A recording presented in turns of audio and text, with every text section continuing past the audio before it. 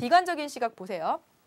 정치적으로 보면 이 국가 권력이 정보를 사실상 독점하고 있다. 그래서 감시와 통제를 더 강화하고 있다. 우리가 앞에서 보셨다시피 우리의 하루, 우리의 모든 일상은 사실 모두 다 체계적으로 기록되고 있는 것이나 마찬가지입니다. 이건 어찌 보면 감시, 통제 이렇게 되고 있는 것일 수도 있어요.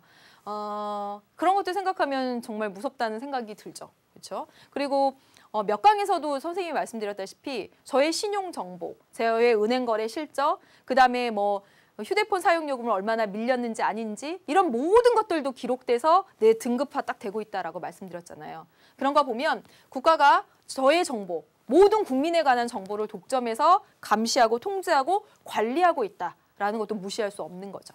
그다음에 두 번째, 대량 실업, 선진국에 대한 후진국의 종속의 문제 이런 것도 나타날 수 있죠. 대량 실업의 문제는 그게 기계화되고 기계화, 정보통신기술 이런 것들이 발달하게 되면서 제조업이 쇠퇴의 길을 걷게 되죠. 특히나 우리나라가 정보사회가 되면서 제조업은 다 다른 나라들로 이렇게 빠져나가게 되잖아요. 그러면서 겪게 되는 실업의 문제 이런 것들도 있을 수가 있겠고요. 또 보시면 정보 격차가 사회 불평등 구조를 낳는다라고 말씀드렸는데 이게 무슨 얘기인지 이해 못하는 학생들도 있을 수 있을 것 같아요. 보시면 아주 쉬운 예를 들어볼게요. 여기 의사가 있고요. 의사가 있고 환자가 있습니다.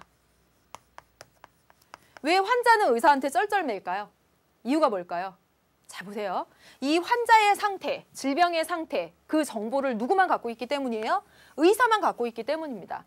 의사가 환자의 그 질병의 상태나 몸의 상태에 대한 정보를 의사가 모두 독점하고 있기 때문에 환자는 의사한테 쩔쩔매고 그다음에 의사가 부르는 대로 돈을 줘야 되며 이런 체제가 되는 거예요.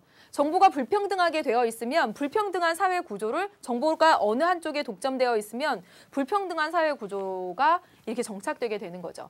실제로 보면 그 정보통신 사회가 되면서 인터넷을 통해서 모두가 정보를 공유할 수 있다라고 말을 하지만 실제로 보면 우리가 접하는 정보는 뭐예요?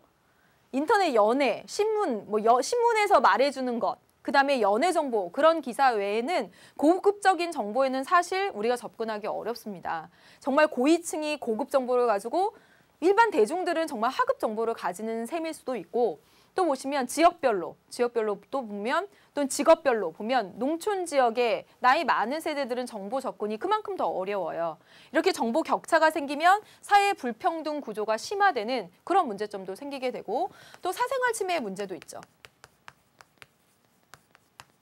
개인정보가 뭐 얼만큼 빠져나갔다 이런 기사들 진짜 많이 봅니다. 그거 다 제 정보잖아요. 제 정보가 다 빠져나갔고 또 언젠가 무슨 PD 수첩 아닌데 뭐 그런 어떤 추적 그런 관련된 프로그램 봤더니 그 컴퓨터 잘하는 친구들 몇 명 불러다가 뭐 진짜 누구 이름 정도만 딱 치면 금방 과거에 내 정보를 다 캐내는 거예요. 정말 잘하는 친구들.